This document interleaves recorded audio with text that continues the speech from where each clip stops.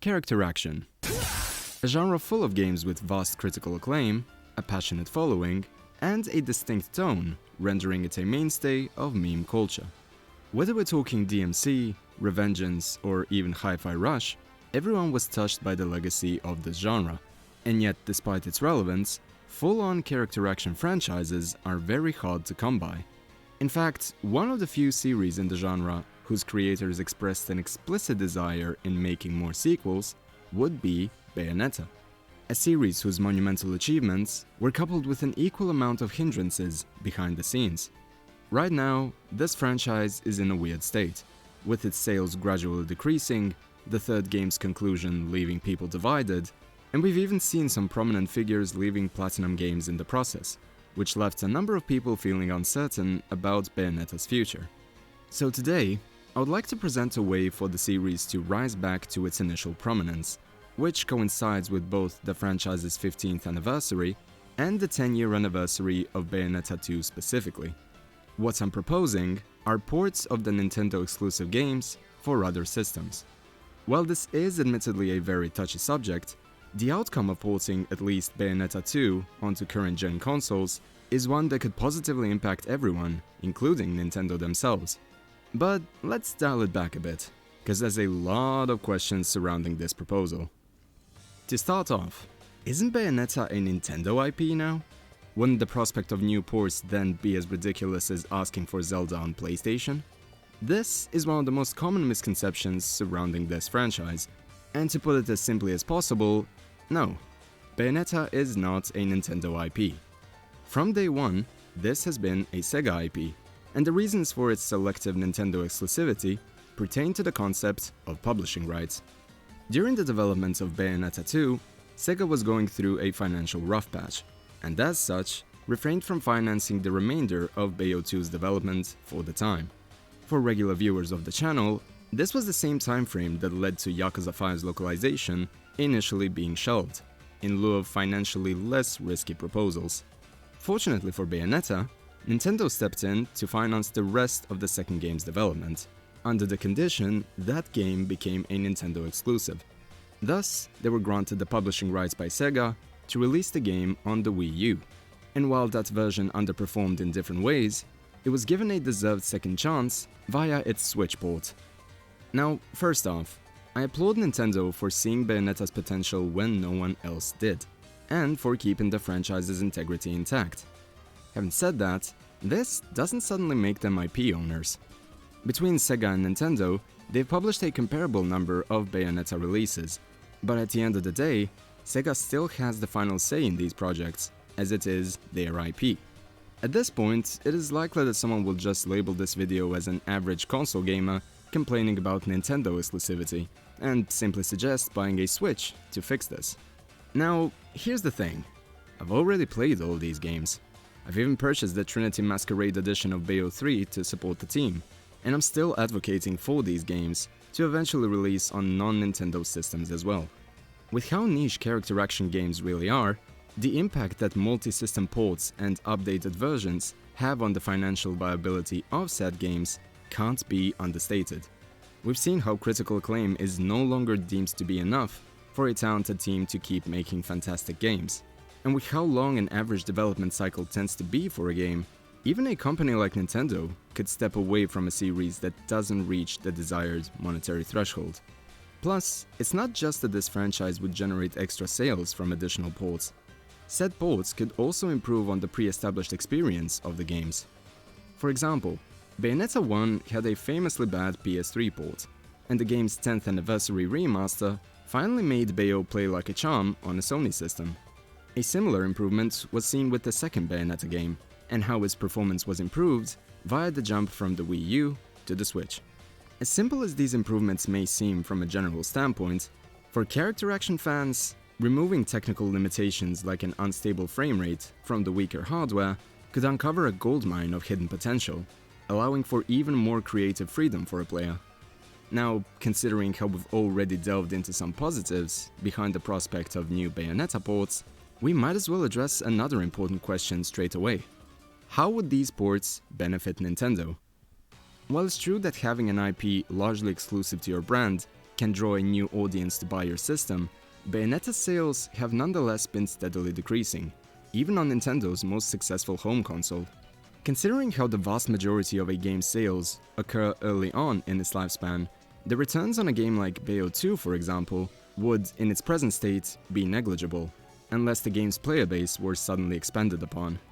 So, what could we do? Well, if you'll recall, back in 2020, Platinum Games created a Kickstarter project focused on a remaster of the wonderful 101. While the campaign itself was successful, the main purpose of the project was to gauge public interest in this new release, and it resulted in the game releasing on PlayStation, Xbox, and PC for the very first time. Nintendo got a new Switch port out of this endeavor too, and let Platinum Games handle the other ports in whichever way they saw fit, which included the team self-publishing the non-Nintendo versions.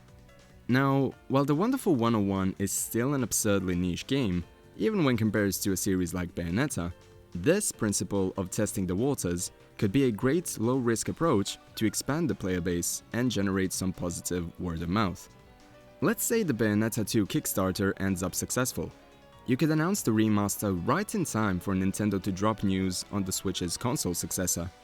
That way, a wider player base will get to experience a new and improved Bayonetta release, and notice that Nintendo has even more games from that IP available on their systems, leading new consumers to give those consoles a shot thanks to this new primer of sorts. Considering Nintendo's penchant for re-releasing last-gen games on their newer systems, it's safe to say that Bayonetta 3 will receive an updated port on their new console.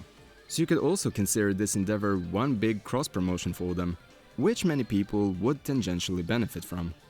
You may have noticed how the focus of this segment has largely been on Bayonetta 2, rather than porting all of the games and completely breaking Nintendo exclusivity. And that's because, frankly, Nintendo has done wonders for this series. This proposal isn't meant to undermine those efforts and support. Rather, it's meant to make sure that the series gets the most exposure it can in the current industry climate. We've seen companies like Square Enix step away from console exclusivity, and even PlayStation started porting a number of their biggest titles onto PC, a few years after the initial impact has been made. This model of timed exclusivity is one that was proven to be beneficial for multiple parties, and I believe that doing the same for Bayonetta could help the series out substantially.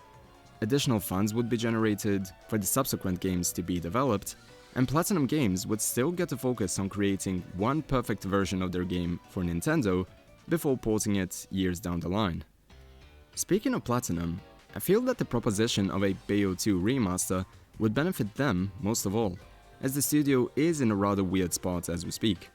A number of their recent projects were met with a lukewarm reception, Hideki Kamiya wound up leaving the company, and news on Project GG are few and far between.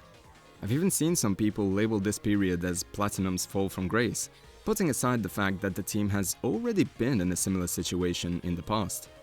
Remember the Activision and Star Fox games? Things weren't looking up for Platinum back in the day, and then we were greeted by the mesmerizing Nier Automata, followed up by Astral Chain. Platinum still has what it takes to create memorable experiences, and games that connect with a wider audience. It's just that their current focus seems to be on chasing what is popular, rather than doing what they do best.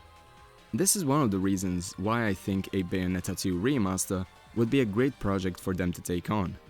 You can see it as a return to their roots, going back to a game with a clear start and end point that was simply designed to be fun, and it resonated with so many people because of that inherent simplicity and sincerity. On a somewhat similar note, remember how DMC4 Special Edition preceded the release of DMC5, and then 5 became one of the most successful character action games ever? I'd wager a guess that revisiting this older gem gave the team a ton of ideas to build off of, using the experience that they've gained since the initial release to fully utilize the newer hardware they would now work with. Something like this would be the ideal outcome for Platinum as well. Devil May Cry has already proven that a lengthy absence doesn't mean much in the face of unbridled artistry and passion. A great game will find its way to its intended audience, and said audience will keep its legacy alive no matter how much time passes. If using DMC feels like a bit of a stretch, then you can look at Metal Gear Rising instead. Niche as these oddities may be, there's nothing quite like character action games. and they were shown to captivate casual and hardcore fans alike. I just wish that more people got to experience them, regardless of the system they choose for their gaming ventures. So, in the unlikely event that this video reaches the people of Sega, Nintendo, or Platinum Games, thank you all for your work, and if possible, please take this video's suggestion under consideration. Regardless of what comes next, I hope that Bayonetta comes back stronger than ever, cause even in a genre as niche as character action, there's nothing quite like Bayonetta. And that about does it for this video. Thank you to anyone who clicked on it, despite the subject matter having little to do with Yakuza. I'm working on a new RGG video as we speak, but wanted to discuss this particular topic before that, seeing as Nintendo Direct is apparently right around the corner. And hey, if you haven't yet, please check out Bayonetta. It's a gorgeous series that is sure to have your attention from start to finish. Whatever the case, I look forward to seeing you all again for yet another discussion piece. So, until next time, take care of yourselves and have a great day. Cheers!